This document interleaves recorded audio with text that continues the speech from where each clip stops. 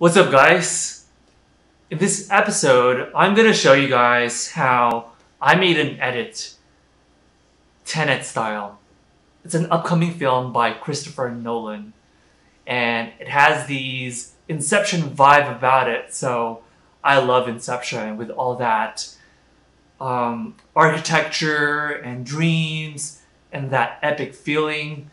So I watched the trailer a couple of weeks ago, and I took a screenshot of this particular scene, and I just love the color grading in there. And I'm gonna apply that color grading and style into one of my edited photos. And the shot that it took is gonna have something to do with chess. And so I'm pretty excited to start showing you this. And again, the theme for this one is all about having that epic feeling. Hopefully from this video you could see how by just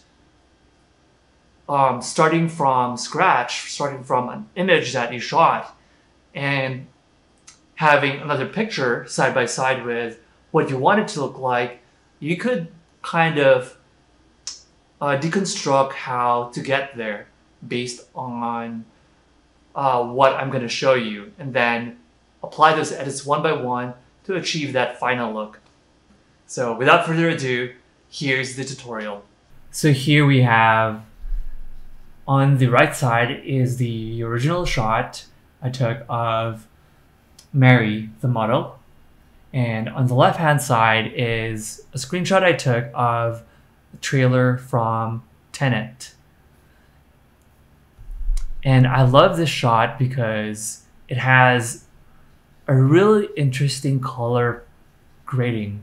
We have a lot of gold, light gold, some turquoise, and some tan. And just a sneak peek of what it looked like after applying the edits is something like this. So let's take you through how I got there. So to begin with, I would adjust the exposure a little bit, just so that it's more pleasing to the eyes, so that it's not too dark. And now I want to adjust the aspect ratio to 4.5, 4x5, 4x5, because I'm posting it on Instagram. And the next thing is, I want to really have the user see the chess piece. So I want to make this even smaller. Something like this. But then now we're close to the picture, but I feel like it's such a natural or a normal looking photo, right? And one easy way to make a photo look unique and kind of like add a little bit of motion or dynamicness to the photo is simply rotating it a little bit. This is one way to look at it, but when I was playing around, I find that this is my favorite angle. Yes, because now if we're looking at the body angle, I mean, originally she's not really standing straight, right? But now this one, we have this center where all of a sudden this is like a triangle here that looks so great. It looks so balanced. And we have this thing that is sort of slanted, this building slanted, the sky slanted, and this bar slanted, giving it sort of a feeling that everything's sort of tilting and giving that Inception perspective trick to the mind, which is feeling great. So now I want to add a little bit more sky in it. So I will just expand this a little more. Yeah. So now we have this. And what's great about this is that we're getting a little bit more sky. So let's do this.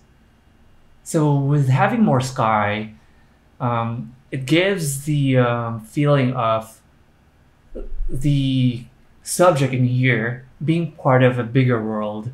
So I want more background. Great. So this is where we could start from. Now let us start changing the settings in here. So basics, temperature, I'm not going to touch it for now. Exposure, we're at a good place. In contrast, we add a little bit of it. 15 is a good place.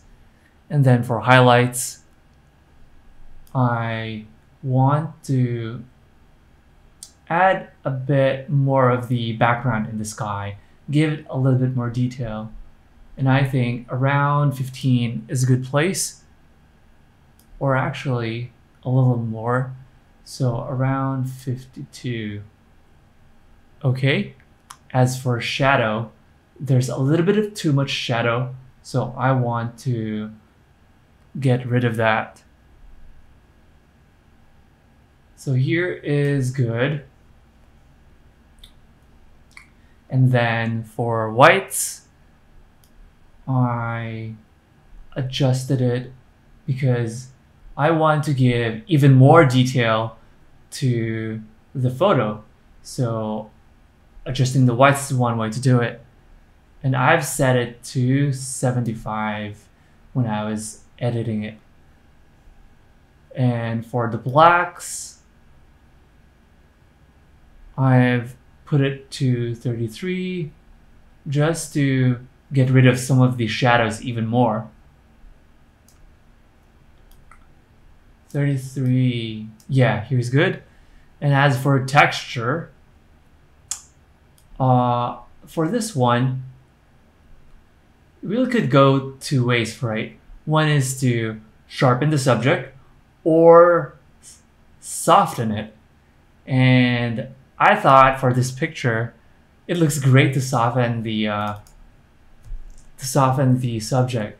It just looks more flattering, especially on like a female subject. And for the rest, I'm not gonna touch it. So now let's do the before and after. We're arriving at a good place.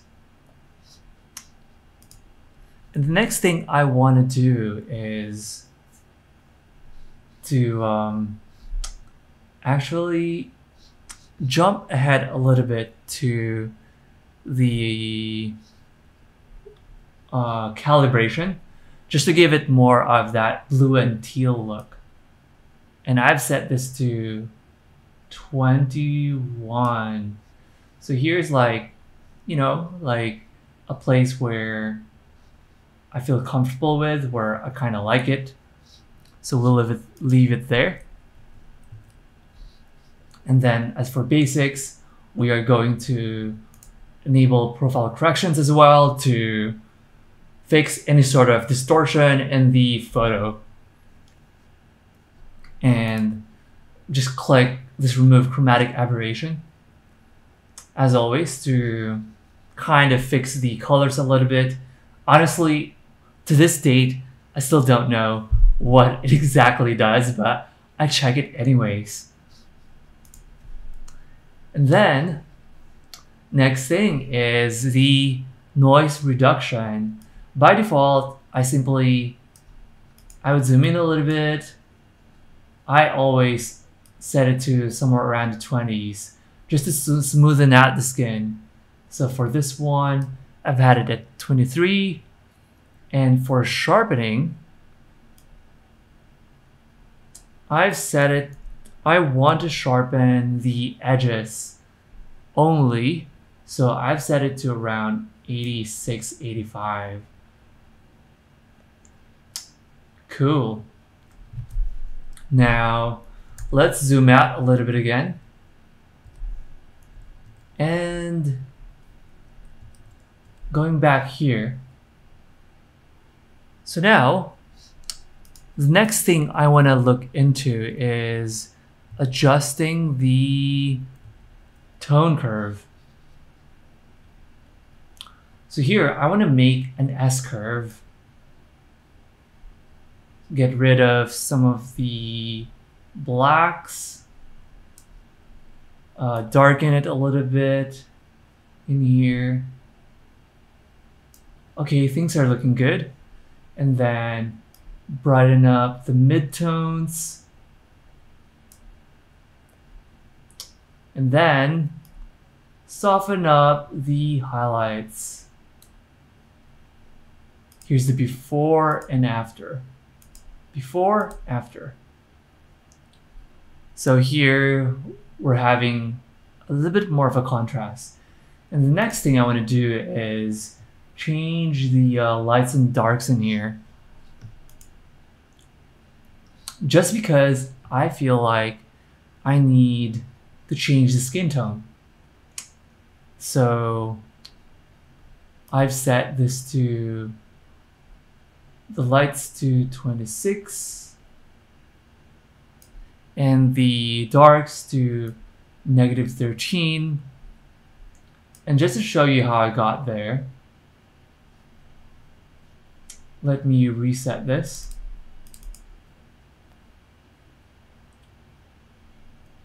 I got there by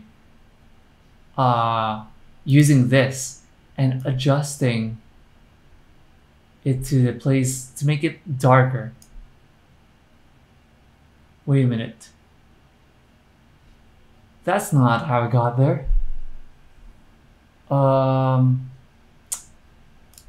Okay, let's reset the darks, right? Why don't we go back there later on? So what I adjusted first is, so notice that there is this thing under her chin which is overexposed.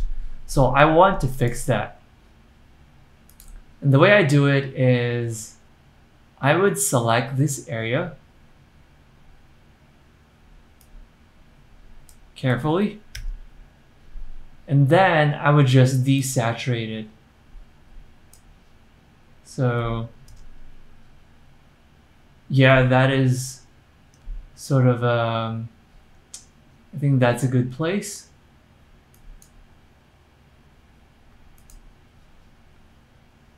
So now it's looking less saturated.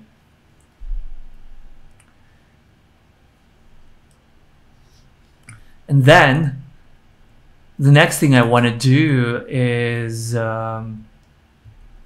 change the color tones.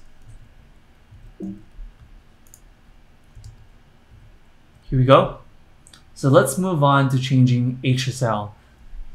First, the red. As we're comparing this and the photo, notice how this is really more of a dark pink. So we want to change the color to more of that. So to do that, I change the saturation to -60 and luminance to 46. Cool. So we're slowly getting there. And then the next thing is we adjust the orange or the skin tone. So I've set it to 27 and then saturation to -30 and luminance to 28. Okay. And now, as for the yellow, I've had it set. I've set the saturation to -59.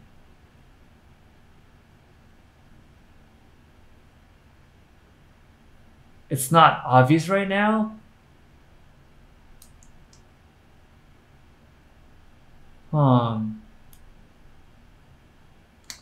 But later on, once we have the split toning, you'll see that it makes a difference. So this one's I've set to around 59. And for aquas, this one, I've had it at -10. This one at 100. And luminance is at 52. So now the ocean is looking more like the picture on the left, right?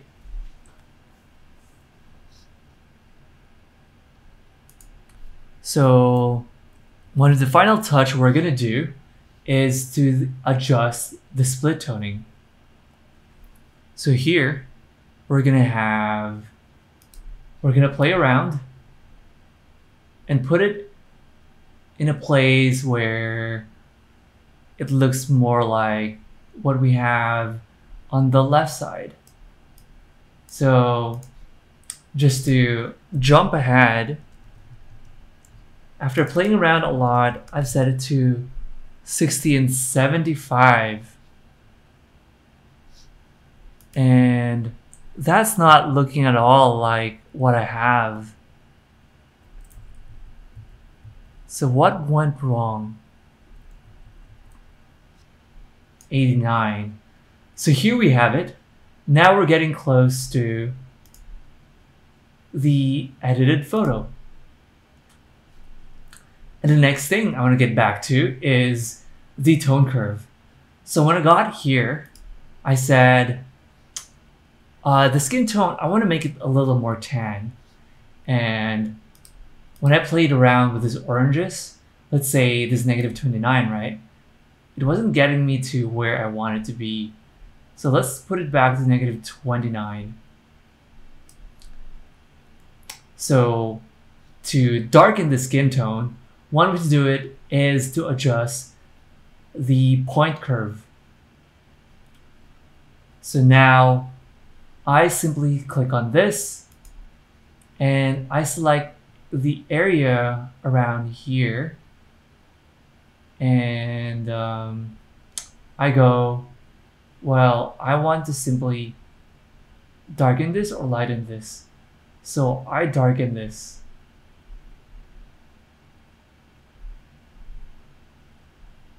Yeah. And that's what we have. And as for the light, -26. Cool. So now we're getting really close to how it looked like. This one definitely have more of the tilt. So let's do that, right? Let's even make this more tilted.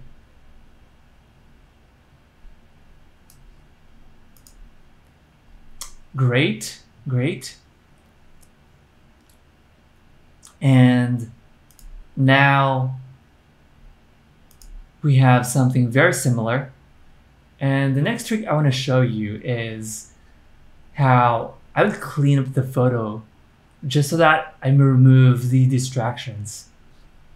So I'm going to use the spot removal. And what I'd simply do is drag it on areas that I want to remove. So with this, I've already cleaned up this area. So previously we have that white strip and it's now gone.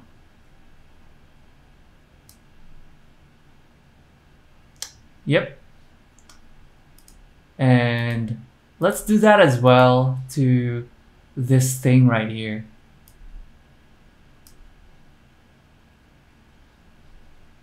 Okay, well, that's not perfect. So why don't we adjust this to be more towards here. And let's remove that spot as well. Oh God, we don't want that. We want somewhere here. Let's get closer. The reason why I'm having trouble is because I'm so zoomed out. So let's redo it again.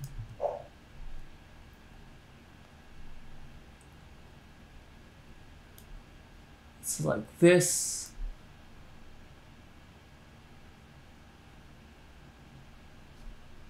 Okay. And we could, in fact, even choose the opacity, right?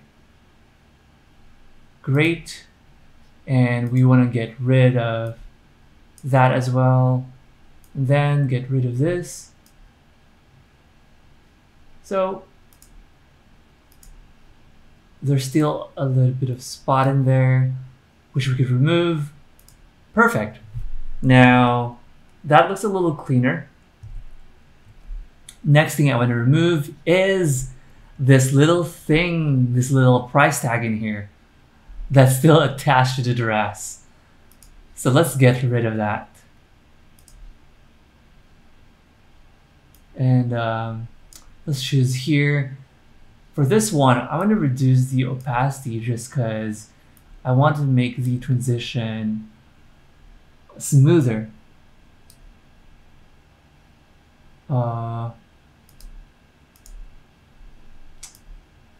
Okay.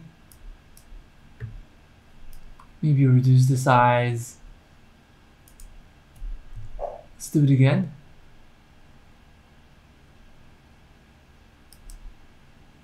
There you go. That's a little better. Now that's less obvious.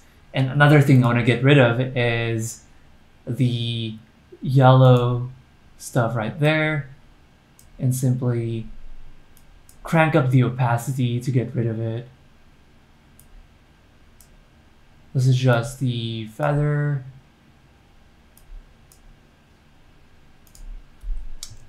For some reason, it's not quite removing the whole thing. So let's fix that again. I really just want this small area.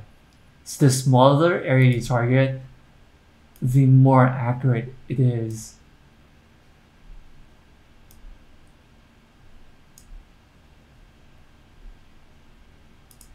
Okay.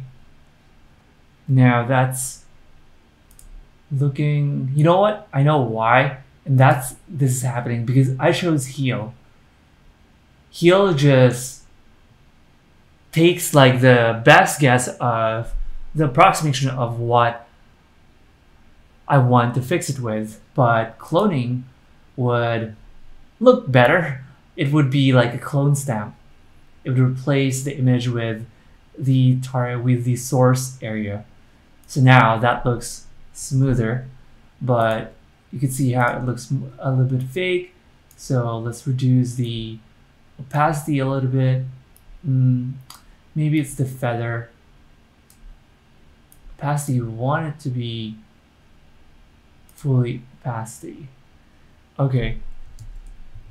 Well, I think if we zoom out, it's probably not too obvious. So now we have this and this, which is pretty close. And the finishing touch, which I want to show you guys, is the radial filter. Because from this photo, there's not enough focus on the subject as compared to this, right? And to do that, I will use the radial filter and actually set it on my subject here, main subject here. And what that does is it allows you to sort of have this like gradient effect on the outside of this spherical circle. So for example, if I have this blue color, you can see how you have this bit of red in here, and as you go out of the circle, it becomes more reddish. But in this case, instead of using color, what I'd like to do is actually use, let me check back my old setting. I would actually darken the surrounding area. So for the exposure, I've had it at around 50. You can see how the surrounding area is getting a little darker, right? And then for highlights, I'd also get rid of it to darken it. And here we have the final photo. And this is what it looks like in the end. And here we go. Now this is looking very close to the inspirational screenshot from TENET. We have our sort of tan color in here, and then we have some gold and the skies, and some of that turquoise in both the ocean and the sky, and we have this dark pink on her dress.